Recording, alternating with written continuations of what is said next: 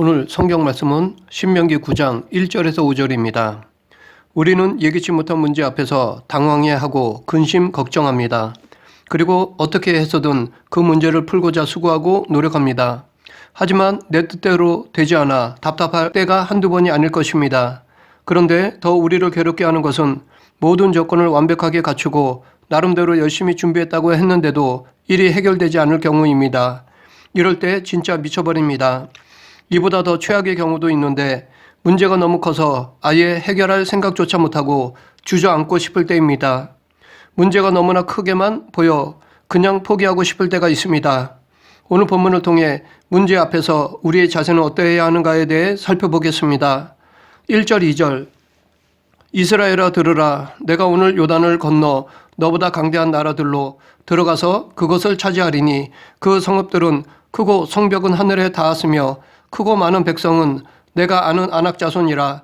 그에 대한 말을 내가 들었나니 이르기를 누가 아낙 자손을 능히 당하리요 하거니와. 하나님께서 이스라엘 백성들에게 주실 땅은 그야말로 적과 꿀이 흐르는 곳이었습니다. 이것은 40년 전에 땅을 탐지하고 돌아온 12 정탐꾼들을 통해서도 증명되었던 것입니다. 그들은 에스골 골짜기에서 포도 한 송이 달린 가지를 베어 둘이 막대기에 꿰어 메고 또 석류와 무화과를 취하여 가져왔습니다. 그리고 당신이 우리를 보낸 땅에 간즉 과연 적과 꿀이 그 땅에 흐르고 이것은 그 땅의 실관이이다 라고 하나님의 약속이 진실임을 증언했습니다. 그런데 문제가 있었습니다. 그 땅의 성읍들은 크고 견고했습니다. 이스라엘 백성들이 그 성을 무너뜨리기에는 불가능해 보였습니다. 설상가상으로 이보다 더 큰 문제는 그곳에 거인 족속들이 살고 있었다는 것입니다. 그들은 키가 클 뿐 아니라 힘이 센 사람들이었습니다. 또한 그들은 무기도 있었고 체계적인 군사 훈련도 받은 군인들이었습니다. 그렇기 때문에 객관적으로 이스라엘 백성들은 도저히 그들의 상대가 되지 못했습니다. 과거 이스라엘 조상들은 이런 이유로 인해 가나안 땅에 들어가기를 두려워했습니다. 이스라엘 자손 앞에서 그 탐지한 땅을 악평하여 가로되 우리가 두루 다니며 탐지한 땅은 그 거민을 삼키는 땅이요 거기서 본 모든 백성은 신장이 장대한 자들이며 거기서 또 네피림 후손 아낙 자손 대장부들을 보았나니 우리는 스스로 보기에도 메뚜기 같으니 그들이 보기에도 그 같을 것이니라. 이처럼 자신들을 메뚜기로 비하하면서까지 가나안 땅에 들어가기를 두려워했습니다. 그들은 가나안 땅에 들어가기를 거부하고 모세와 아론을 원망했습니다. 하나님의 약속을 불신했습니다. 그리고 하나님께 불순종했습니다. 이스라엘 자손이 다 모세와 아론을 원망하여 온 회중이 그들에게 이르되 우리가 애굽 땅에서 죽었거나 이 광야에서 죽었더면 좋았을 것을 어찌하여 여호와가 우리를 그 땅으로 인도하여 칼에 망하게 하려 하는고 우리 처자가 사로잡히리니 애굽으로 돌아가는 것이 낫지 아니하랴. 이에 서로 말하되 우리가 한 장관을 세우고 애굽으로 돌아가자 하매 이렇게 과거 하나님의 은혜와 능력을 잊어버리고 다시 애굽으로 돌아가려 했습니다. 이와 비슷하게 우리도 이루려는 일이 아무리 하나님의 뜻이라고 해도 현실적으로 불가능해 보일 때가 있습니다. 많은 시간을 말씀을 의지하며 기도로 준비했다 하더라도 막상 일을 시작하면 예기치 못한 장벽이 가로막고 있습니다. 그로 인해 포기하고픈 마음이 들기도 합니다. 그러나 이럴 때일수록 우리는 더욱 말씀을 붙잡고 더욱 기도에 힘써야 합니다. 이런 상황에서도 믿음을 잃어서는 안 됩니다. 믿음을 잃지 않는다면 갈렙과 여호수아 같이 담대함을 가질 수 있습니다. 똑같은 문제 앞에서도 갈렙과 여호수아는 믿음으로 오직 여호와를 거역하지 말라. 또 그 땅 백성을 두려워하지 말라. 그들은 우리 밥이라. 그들의 보호자는 그들에게서 떠났고 여호와는 우리와 함께 하시느니라. 그들을 두려워 말라 라고 하였습니다. 하나님의 백성이라고 어려움이 없는 것은 아닙니다. 그리고 이 어려움은 믿음이 없어서가 아닙니다. 그것은 하나님의 뜻을 이루기 위한 연단일 수도 있고 사탄이 가로막는 방해일 수도 있으며 내 죄로 인한 훈련일 수도 있습니다. 그렇기 때문에 우리는 기도하며 그 답을 찾아야 합니다. 만약 그것이 하나님이 주시는 것이라면 우리가 충분히 감당할 만한 것입니다. 그러므로 우리는 계속해서 믿음으로 인내해야 합니다. 혹 사탄이 주는 시험이라면 우리는 믿음으로 유혹을 물리쳐야 합니다. 성령님의 도움을 받아 이겨내야 합니다. 혹 내 죄로 인한 것이라면 철저히 죄를 회개해야 합니다. 다시 하나님의 사람으로 올바로 서야 합니다. 이렇게 내 앞에 서 있는 문제가 무엇인지를 살피고 그에 대해 현명하게 대처해야 합니다. 그런데 과거 조상들을 가나안 땅에 들어가지 못하게 가로막았던 문제가 지금 가나안 땅에 들어가려는 후손들에게도 여전히 있었습니다. 40년 전에 조상들이 맞이했던 상황과 차이가 없습니다. 그때 이스라엘 백성들이 두려워했던 그 문제가 여전히 존재하고 있었고 지금도 그 해결 능력이나 방법은 여전히 없습니다. 그럼에도 불구하고 왜 모세는 도움이 되기는커녕 오히려 실패했던 과거의 이야기를 거론하고 있을까요? 자칫 이 실패의 이야기가 후손들에게 두려움을 주어 조상들처럼 가나안 땅에 들어가기를 포기하게 만들 수도 있는데 말입니다. 이스라엘 백성들의 사기를 꺾을 수도 있습니다. 그러나 이것을 말하는 이유는 모세는 이스라엘 백성들에게 과거 조상들의 잘못을 상기시키므로 다시는 그런 잘못을 반복하지 않게 하기 위함입니다. 무엇보다도 그 역사를 이루시는 분이 누구인지를 가르쳐 주고자 함이었습니다. 3절 오늘 너는 알라 내 하나님 여호와께서 맹렬한 불과 같이 내 앞에 나아가신즉 여호와께서 그들을 멸하사 내 앞에 엎드러지게 하시리니 여호와께서 내게 말씀하신 것 같이 너는 그들을 쫓아내며 속히 멸할 것이라. 모세는 이스라엘 백성들이 앞으로 가나안 땅에 들어가 싸울 때 하나님께서 앞서 싸우실 것을 이스라엘 백성들 마음에 각인시켰습니다. 그러니까 이 말은 그냥 용기를 주고자 다시 실패하지 않게 하고자 모세 자신이 지어낸 것이 아니었습니다. 모세가 광야에서 40년 동안 살면서 경험에 근거한 확신 있는 말이었습니다. 과거 광야에서 이스라엘 백성이 르비딤에서 아말렉과 싸우게 되었습니다. 이때 여호수아는 사람들을 택하여 아말렉과 싸우고 모세와 아론과 훌은 산꼭대기에 올라갔습니다. 모세가 손을 들면 이스라엘이 이기고 손을 내리면 아말렉이 이겼습니다. 그런데 모세의 손이 내려오자 아론과 훌은 돌을 가져다가 모세의 아래에 놓아 그로 그 위에 앉게 하고 아론과 훌이 하나는 이 편에서 하나는 저 편에서 모세의 손을 붙들어 올렸습니다. 그로 인해 모세의 손은 해가 지도록 내려오지 않았습니다. 그래서 이스라엘 백성들이 아말렉과의 전쟁에서 승리하였습니다. 이 전쟁에서 이스라엘 백성들이 전쟁에 나가 싸웠지만 그 전쟁에는 이스라엘 백성만이 출정한 것이 아니었습니다. 하나님이 함께 하셨습니다. 그리고 하나님이 직접 싸움에 간섭하셨습니다. 이뿐 아니라 모세는 하나님의 함께 하심을 여러 번 체험했습니다. 이 함께 하심을 체험한 모세는 앞으로 가나안 땅에 들어갈 때도 하나님이 도와주시고 승리하게 해주실 것을 후손들에게 확신시킨 것이었습니다. 그러니까 조상들처럼 불순종하지 말고 믿음으로 들어가라는 것입니다. 이것은 지금도 마찬가지입니다. 내가 문제 앞에 서 있지만 실제는 나 혼자만이 아닙니다. 하나님이 우리와 함께 하십니다. 오히려 하나님은 우리보다 앞서 일하고 계십니다. 그렇기 때문에 우리도 담대히 문제 앞에 서야 합니다. 그러나 이것을 모르면 문제 앞에서 근심 걱정할 수밖에 없습니다. 앞서 행하시는 하나님을 믿고 기도할 때 그분이 주시는 평강을 누릴 수 있습니다. 그래서 사도 바울은 아무것도 염려하지 말고 오직 모든 일에 기도와 간구로 너희 구할 것을 감사함으로 하나님께 아뢰라. 그리하면 모든 지각에 뛰어난 하나님의 평강이 그리스도 예수 안에서 너희 마음과 생각을 지키시리라 라고 하였습니다. 평강은 문제가 없을 때 누릴 수 있는 것이 아닙니다. 만약 그렇다면 이 세상에 평강을 누릴 수 있는 사람은 아무도 없을 것입니다. 왜냐하면 믿지 않는 자들은 세상적인 욕심으로 말미암아 마음에 평강이 없을 것이고 그리스도인들은 아무리 바르게 살려 해도 사탄이 가만두지 않기 때문에 평강을 누릴 수 없기 때문입니다. 그런데 이렇게 항상 문제가 발생되고 앞으로도 발생함에도 불구하고 그런 중에도 우리가 평강을 누릴 수 있는 것은 하나님이 우리와 함께 하시기 때문입니다. 우리와 함께 하시는 하나님을 믿는다면 어떤 상황에서라도 세상이 줄 수 없는 평강을 누릴 수 있습니다.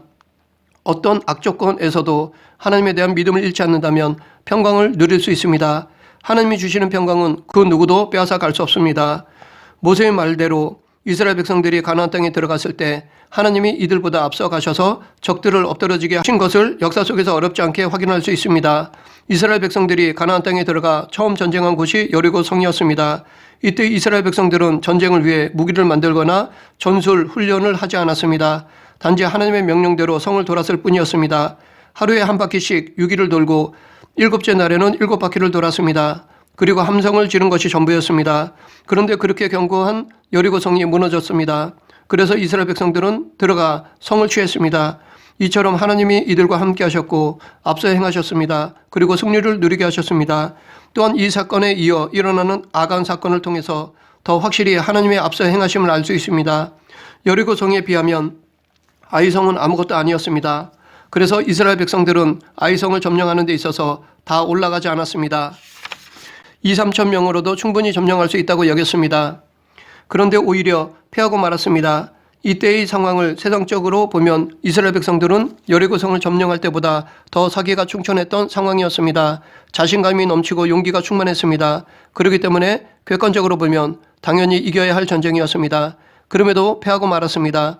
그 이유는 아간이 하나님께 범죄했기 때문입니다. 즉 하나님은 아간의 불순종 때문에 이들 편에 서지 않았습니다. 오히려 앞서 행하셔서 이스라엘을 패하게 하신 것입니다. 이것은 전쟁만이 아닙니다. 이 세상의 모든 전쟁과 행사는 다 하나님의 주권에 있습니다. 그래서 그리스도인이 하나님의 뜻에 합당치 않으면 하나님 당신이 막으십니다. 인간적으로 될 것 같아도 하나님께서 막으십니다. 하나님이 막으면 아무리 세상적인 조건이 완벽해도 성취되지 못합니다. 하나님의 뜻에 합당하지 않으면 우리의 생각이 아무리 좋아 보여도 헛된 것이 되고 맙니다. 그러므로 우리는 문제 앞에서 하나님을 바라보아야 합니다. 그리고 문제 안에서 하나님의 뜻이 무엇이고 그것을 이루는 방법을 구해야 합니다. 우리는 내 생각보다 하나님의 뜻과 방법을 우선으로 구하고 그에 순종해야 합니다. 그럴 때 하나님이 앞서 행하심으로 해결받는 은혜를 누릴 수 있습니다. 4절 5절 내 하나님 여호와께서 그들을 내 앞에서 쫓아내신 후에 내가 심중에 이르기를 내 공의로움으로 말미암아 여호와께서 나를 이 땅으로 인도하여 들여서 그것을 차지하게 하셨다 하지 말라. 이 민족들이 악함으로 말미암아 여호와께서 그들을 내 앞에서 쫓아내심이니라. 내가 가서 그 땅을 차지함은 내 공의로 말미암음도 아니며 내 마음이 정직함으로 말미암음도 아니요 이 민족이 악함으로 말미암아 내 하나님 여호와께서 그들을 내 앞에서 쫓아내심이라. 여호와께서 이같이 하심은 내 조상 아브라함과 이삭과 야곱에게 하신 맹세를 이루려 하심이니라. 여기서 하나님께서 이스라엘 백성들에게 가나안 땅을 주신 이유를 밝히고 있습니다. 첫째, 이 민족이 악함으로 말미암아 내 하나님 여호와께서 그들을 내 앞에서 쫓아내심이라. 가나안 족속을 심판하려 했기 때문입니다. 가나안 땅을 이스라엘 백성들에게 주심으로 가나안 족속들을 심판하신 것입니다. 즉 이스라엘 백성들을 가나안 족속들을 심판하기 위해 막대기로 사용하신 것입니다. 과거 하나님께서 가나안 땅을 주실 것을 아브라함에게 약속하실 때 지금 당장 주신다고 하지 않으셨습니다. 왜냐하면 아직 가나안 족속을 심판할 때가 아니었기 때문입니다. 그래서 하나님은 아브라함에게 내 자손은 4대 만에 이 땅으로 돌아오리니 이는 아모리 족속의 죄악이 아직 관영치 아니함이니라 라고 말씀하셨던 것입니다. 하나님은 가나안 족속에게 회개할 400년이라는 충분한 시간을 주셨습니다. 하나님은 그때그때 감정적으로 심판하시는 것이 아니라 오래 참으십니다. 하지만 마냥 참으시지는 않습니다. 당신이 정해놓은 분량을 넘어서면 철저히 심판하십니다. 그러므로 하나님께서 가나안 땅을 이스라엘에게 주신 것은 하나님이 이스라엘 백성들만 사랑하고 가나안 족속을 미워해서 그런 것이 아닙니다. 하나님의 욕심으로 가나안 족속의 땅을 억지로 빼앗아 이스라엘에게 주신 것이 아닙니다. 이것은 가나안 족속이 받아야 할 합당한 심판이었습니다. 즉 어느 누구도 항의할 수 없는 심판입니다. 하나님의 공의로우신 심판입니다. 하나님이 정해놓으신 이 선을 넘어가면 누구라도 하나님께 심판을 받습니다. 이것은 후에 이스라엘에게도 동일하게 적용하셨습니다. 가나안 족속을 멸하고 땅을 점령한 이스라엘 백성들도 후에 하나님이 정해놓으신 선을 넘자 북이스라엘은 아수르에, 남유다는 바벨론에 멸망하도록 하셨습니다. 아무리 당신이 택한 백성이라 할지라도 정해놓은 선을 넘어가면 치십니다. 이처럼 하나님은 모든 사람들을 공평하게 심판하십니다. 계속해서 이스라엘 백성들에게 가나안 땅을 주신 것은 둘째, 여호와께서 이같이 하심은 내 조상 아브라함과 이삭과 야곱에게 하신 맹세를 이루려 하심이니라. 과거 조상들과 약속하신 것을 지키려 했기 때문입니다. 하나님께서 아브라함과의 약속을 지키신 것입니다. 하나님은 아브라함과 언약을 체결하시면서 내가 이 땅을 애굽강에서부터 큰 강 유브라데까지 내 자손에게 주노니 곧 겐 족속과 그니스 족속과 감문 족속과 헷 족속과 브리스 족속과 르바 족속과 아모리 족속과 가나안 족속과 기르가스 족속과 여부스 족속이 땅이니라 라고 말씀하셨습니다. 이 언약을 지키시고자 함이었습니다. 이 언약을 체결하신 것은 이때로부터 약 400년 전이었습니다. 그럼에도 불구하고 하나님은 잊지 않으시고 한치의 오차도 없이 정확히 언약을 성취하셨습니다. 이처럼 하나님은 신실하신 분이십니다. 하나님의 약속은 지금도 유효합니다. 지금도 우리들에게 신실히 약속을 지켜주십니다. 그렇기 때문에 우리는 하나님의 말씀 안에 있는 약속을 붙잡고 문제를 해결해야 합니다. 또한 우리도 하나님 앞에서 신실해야 합니다. 우리가 하나님에 대한 신실함이란 늘 하나님을 찾는 것입니다. 그런데 일이 잘 안 될 때는 하나님을 찾고 매달리지만 잘 되면 하나님을 덜 찾는 경향이 있습니다. 이것은 신실한 것이 아닙니다. 그리스도인의 신실함은 늘 하나님을 찾는 것입니다. 힘들 때나 어려울 때뿐 아니라 잘 될 때나 형통할 때도 늘 하나님을 찾고 구하는 것입니다. 이렇게 하나님이 이스라엘 백성들에게 가나안 땅을 주신 이유를 밝히신 것은 이스라엘 백성들이 자고하지 않게 하기 위함입니다. 전쟁의 승리를 주신 분이 하나님이심을 가르쳐 주심으로 전쟁에서 승리한 것에 대해 자랑하지 못하게 함입니다. 한마디로 교만하지 못하게 하기 위해서입니다. 왜냐하면 교만은 그리스도인을 넘어지게 하기 때문입니다. 한 예로 다윗이 인구조사한 것은 교만 때문이었습니다. 역대상 21장 1절 사단이 일어나 이스라엘을 대적하고 다윗을 격동하여 이스라엘을 계수하게 하니라. 그로 인해 3일간 전국에 온역이 임하여 많은 백성들이 죽었습니다. 느부갓네살도 교만하여 이 큰 바벨론은 내가 능력과 권세로 건설하여 나의 도성을 삼고 이곳으로 내 위엄의 영광을 나타낸 것이 아니냐라고 하였습니다. 그 결과 느부갓네살은 사람에게 쫓겨나서 소처럼 풀을 먹으며 몸이 하늘 이슬에 젖고 머리털이 독수리털과 같았고 손톱은 새 발톱과 같이 살았습니다. 이처럼 교만은 어느 누구도 넘어뜨릴 수 있습니다. 어느 누구도 교만으로부터 자유로울 수 없습니다. 이렇게 은혜에 감사하지 않고 교만하게 행하면 하나님께서 그 영광을 거두어 가심도 이스라엘의 역사에서 찾아볼 수 있습니다. 앞에서 이스라엘 백성들이 처음 아이성을 점령할 때 실패했음을 살펴보았습니다. 실패의 원인이 아간의 범죄 때문이었습니다. 그런데 그보다 더 근본 이유가 있습니다. 그것은 이들의 교만 때문입니다. 이스라엘 백성들은 여리고성에서 승리하자 자신감이 높아졌습니다. 그러니까 아이성을 점령할 때 이들은 하나님께 묻지 않았습니다. 자기 생각대로 했습니다. 만약 하나님께 먼저 물었다면 하나님은 먼저 아간의 죄의 문제를 해결하셨을 것입니다.